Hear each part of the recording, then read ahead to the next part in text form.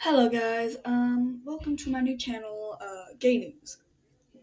Gay News is where I just put a couple videos out every week, two videos every week about some gay news. And yeah, my name is Marshall or Boar, call me whatever the hell you want. But yeah, welcome to Gay News. We're gonna be doing at least two, at most, at most, we're gonna be doing two episodes every week. So no episodes on the weekends because that is my weekend. And yeah. So today's story is a gay footballer was cut off by a team because of who he is. So he decides to do something about it. So football Jake Williams has loved sport ever since he was a child, but growing up, gay made it hard for him to feel fully accepted.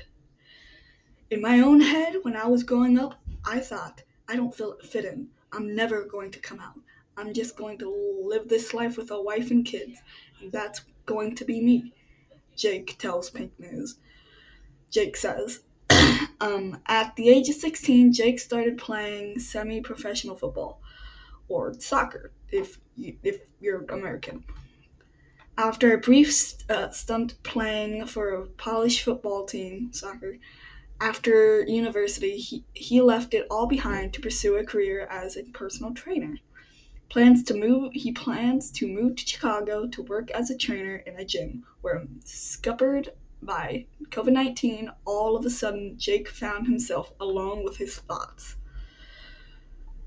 Meeting his partner at the age of 21 changed everything. He ended up coming out at the height of the pandemic, an experience that was tough in itself. Little did he know that there would be more challenges coming down the line. After coming out, Jake moved to Birmingham and started playing in Sunday Football League. He opened up about being gay footballer in the interview at the BBC LGBT Report broadcast, and his teammates were not happy about it. I think experienced homophobia. I then experienced homophobia for the first time in my life. I was completely shut out of the team, he says. He still gets angry and upset when he thinks about what happens. It's bad enough that in the society we live in, we get made to feel like we're the worst thing on the earth sometimes. So it's not nice when your own football team just cuts you off suddenly, right after you say it. I don't. I didn't stop. It didn't stop me playing soccer, but it was something that made me say, right, I need to address this rather than be sad about it. I played football for 20 years, and I'm yet to meet an actively gay football player or manager, says Jake Williamson. Being shafted by his own team made Jake see that there was a long way to go for LGBTQ plus people in sport. Sharing this story is his way of helping. Shortly after he was kicked off the football team, Jake started using social media to speak about his own experience as a gay athlete. He was amazed to discover that people were interested in what he had to say. He since became a sports ambassador for LGBTQ plus charity Stonewall. I'm no one special. I just thought I needed to have a voice to show what these are the difficulties that people face, he says.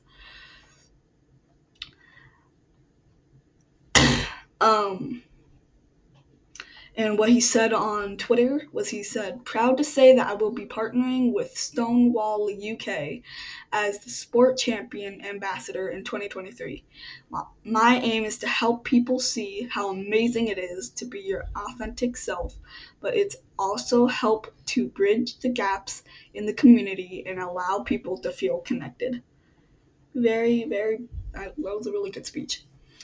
I've seen the impact it's had. The amount of the messages I've had the amount of people who've taken part in the Q&As on Instagram, it's making a difference. A big part of the problem is the stark lack of representation across the board in men's sports.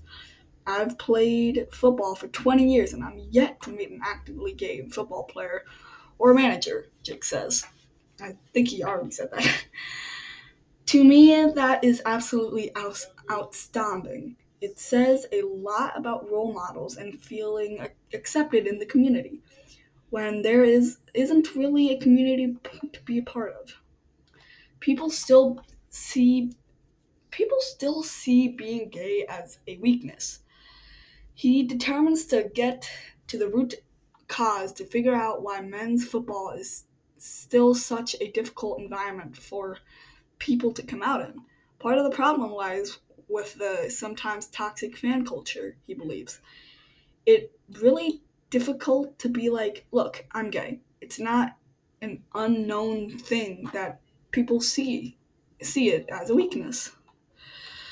These players who are playing for the top clubs, Chelsea, Manchester United, Man City, etc., they've all gone through the academy football. They've all gone through the system where there's no gay people in the system either.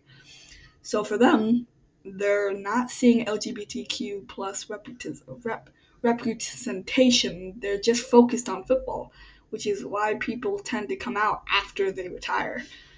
Jake admits that he doesn't know if he would have come out if he had pursued the professional career. It's only because I've stopped playing football and I met my partner that I realized it's okay to be who I am. He wants to keep having these conversations so things will be better for kids starting off in football today. You should be able to enjoy sport without the weight on your shoulders, he says. You can't save the world. You can't solve every issue under the sun, but that's the and that's the path I had to navigate. I want to make that path easier for the next generation. And that for the next generation. And that's the story of that is the story of Jake Williamson, which is a very inspiring story, which I love it. It's a very good story, and I'm very happy that he posted this online. And yeah, so that is the first story of gay news. And yeah, I'll keep you all posted. And yeah, see y'all later. Bye.